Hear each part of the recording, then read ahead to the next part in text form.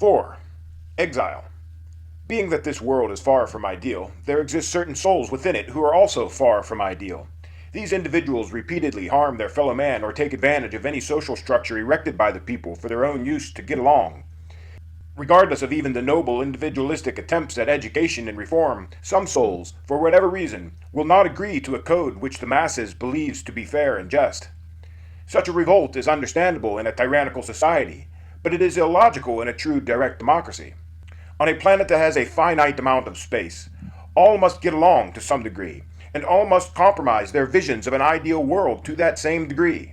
If humankind had conquered space, then any who were displeased with the chosen rules or social structure could simply leave, or be made to leave, praying for their success in setting up their ideal world on another planet.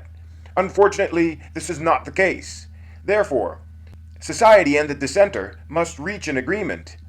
Other societies would simply invoke the death penalty and would be done with it. However, the individualist does not believe in the death penalty for two reasons. 1. God gave life, and God shall take it away. 2. Any trial can be corrupted, and a person masterfully framed, and the individualist will not have wrongful deaths on their hands. Therefore, the individualists summon the practice of exiling from antiquity. This is as close as one can come to having their own planet, but with benefits. When it is realized how difficult it actually is to survive on one's own, let alone create a society, one may gain a new appreciation for society and wish to return to it with open arms. Also, in the case of a wrongful exile, the individual is most likely unharmed. The exile can be given by a judge for any crime above 21 points. Partial exiles, expulsions with set time limits, may be given for any crime above 14 points. An exile is resorted to when the society has made a reasonable attempt at reform and education and the individual still offends against society. Temporary expulsions can last from a few days to a few weeks, months, or years, all at the court's discretion according to the crime. The exile is not a punishment and is far less cruel and unusual than the death penalty. Self-subsistence is taught in detail to all individualists, therefore they will not be confronted with nature unarmed. The exile zones are remote populous land reserves, such as in Alaska for partial exiles, or remote islands for those considered dangerous or fully exiled.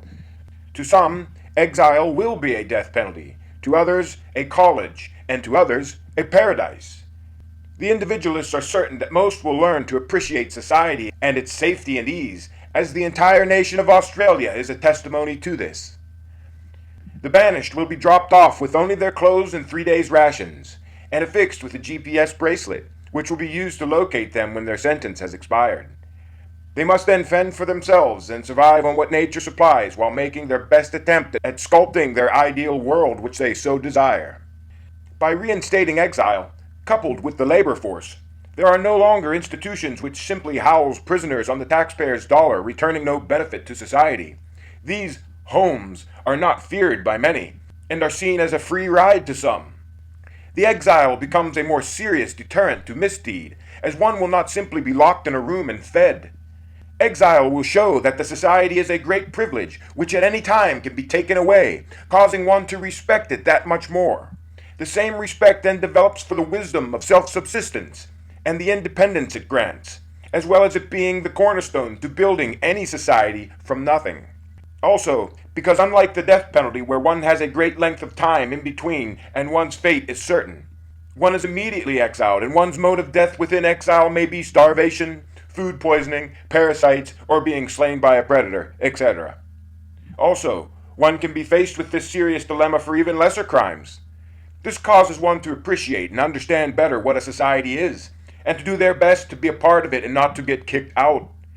Not because of the fear of exile itself, but because of the fear of the lack of a society and the fear of one's own lack of capability. However, for those rare individuals, one can request to be exiled at any time, for no one is a prisoner of the individualistic society. Lastly, there are those who condone the exile as well as the death penalty and favor a life imprisonment. Life imprisonment simply wastes tax dollars and gives one individual a lifetime to focus one's contempt in some masterful maleficent act in return for the theft of one's life.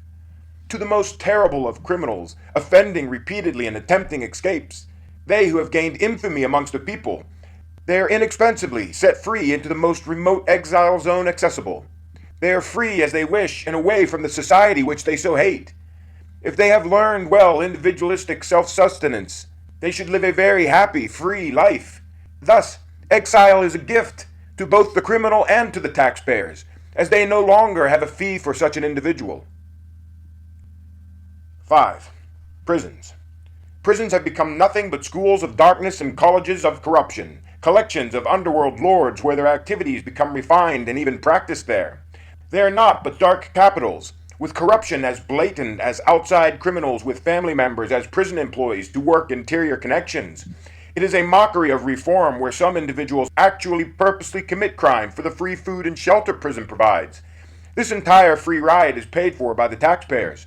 Thus, it is the taxpayers who are punished for each crime committed. The U.S. has over 2 million prisoners at an average cost of $25,000 per prisoner per year. This amounts to $50 billion per year, which gives a free ride and dark education to people who need the opposite: work ethics by practicing individualistic self-subsistence knowledge, trades, higher education, and a philosophy of unity. The individualists realize that most criminal activity is the result of improper rearing by parents and or a flaw in logic and reasoning due to either missing information or disorganized comprehension of acquired information. Thus, these penal laborers will be taught not only basic values and skills, but the reasoning behind those values and skills, namely, the unity of all, and the harshness of nature without the benefits of a society. As it stands now, the taxpayer is paying for these criminals to be non-productive. The individualist finds this waste of money unacceptable. The same money will be taken and used to build all needed populous facilities with these criminals as a fairly paid labor force, effectively turning a stagnating waste of human life and tax money into a productive force, benefiting the community and simultaneously rehabilitating the penal laborers. All individualistic sentences shall be labor force assignments. Therefore, without delay, the individualists dismantle the entire prison system.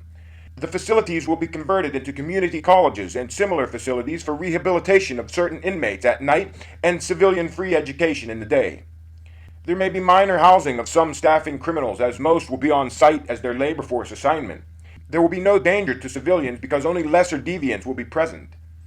It is fact that there is a 7% crime increase in individuals after imprisonment, with an additional 3% increase for those who have served long sentences. Only when rehabilitation and community service work is actively incorporated do the criminals not offend again, thus proving the ineffectiveness of prisons and the virtue of the labor force. Upon committing any crime and before sentencing, each criminal is asked if they like the society in which they live, and reminded that they are not forced to be a part of it, and that they may choose exile at any time. This is to remind the criminal that society is about mutual respect, and that nature is very harsh, if not deadly, when left alone within it. It also then brings to mind the importance of the individualistic self-sufficiency knowledge. This simple but powerful realization, coupled with a philosophy of unity, will make many deviants capable, independent individuals willing to contribute to the society, whose existence is imperative to their welfare.